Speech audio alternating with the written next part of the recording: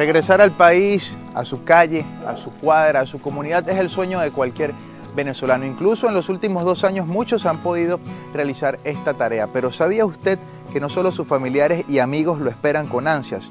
¿Sabía usted que hay bandas delictivas precisamente dedicadas a captar víctimas que vienen del extranjero para extorsionarlas, robarlas y hasta secuestrarlas? ¿Cómo operan estas bandas y cómo puede usted evitar ser presa fácil de ellas? Les mostramos. Todo inicia desde las redes sociales, pues varios de estos emotivos regresos al país son públicamente expuestos en diferentes plataformas. Especialistas aseguran que la comunicación en el entorno familiar también permite a los delincuentes saber con precisión día de regreso, ubicación de la víctima y otros datos de valor. Son sobre todo estos grupos delincuenciales se meten dentro de las redes sociales y sobre todo, por ejemplo, los grupos de WhatsApp que tienen grupos. Las personas en las comunidades crean un grupo de WhatsApp para el CLA y para el gas. Ellos se meten allí y logran percibir cuáles son, porque la gente cuando se alegra que viene su familiar lo coloca en su estado.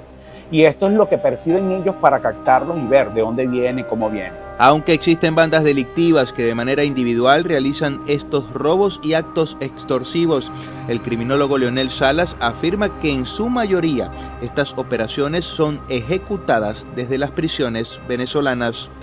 Las bandas operan mayormente desde los penales y esto ocurre porque aunque están dentro del penal, tienen a los ejecutores que están en las comunidades, por ejemplo, la clonación de los WhatsApp, que es importante.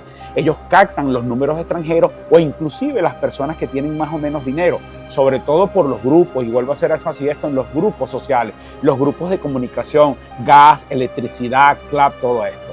Estos delincuentes que captan a las personas o que captan esto, tienen esos grupos ejecutores que están en las comunidades y ahí provocan la extorsión.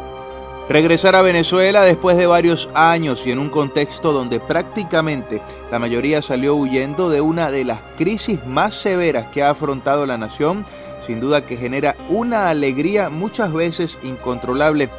Pero para el criminalista Luis Isquiel, pasar por desapercibido ante las miradas de terceros es la clave.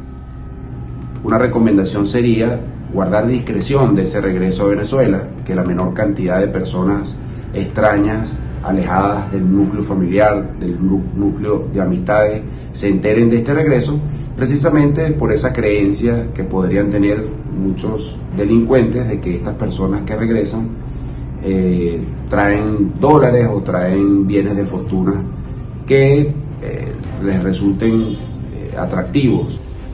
Pero los venezolanos que regresan no solo deben lidiar con estas organizaciones criminales, quienes lo hacen por vía terrestre deben sortear las innumerables alcabalas o puntos de seguridad donde se han registrado diferentes irregularidades con funcionarios policiales y militares. En los pasos formales podrían ser víctimas de funcionarios corruptos que también los despojen de los dólares o de otras pertenencias. Hay infinidad de denuncias en este sentido de venezolanos que han sido objeto de actos de corrupción en estos pasos fronterizos. Bajan del vehículo, los desnudan, o sea, violando la intimidad de la persona, o sea, estás catalogándolo de delincuente. Esto no pasa ni siquiera en los países más desarrollados. Y a veces le dicen, bueno, mira, si no quieres que te desnude, colabora con $20, porque esto es una realidad y hay que denunciarlo. Una nueva realidad que prácticamente en la frontera, por ahora, no ofrece alternativas. También se corre el peligro de ser víctima de distintas agrupaciones delictivas que están en las denominadas trochas. Ante las también ausentes acciones contundentes por parte del Estado venezolano. Pero esto se acabaría solamente colocando algo que bloquee la entrada, que bloquee la salida de las llamadas. Si nosotros en las cárceles colocáramos un bloqueador, ya no podrían comunicarse a los grupos que se mueven dentro de las comunidades. Ya no podrían, porque yo te puedo extorsionar, pero ¿cómo allano yo a una prisión? ¿Cómo entro yo a una prisión? ¿Cómo entro? Si allí es donde está el cerebro, si allí es donde está la parte, porque la parte logística es por la indicación de estos delincuentes.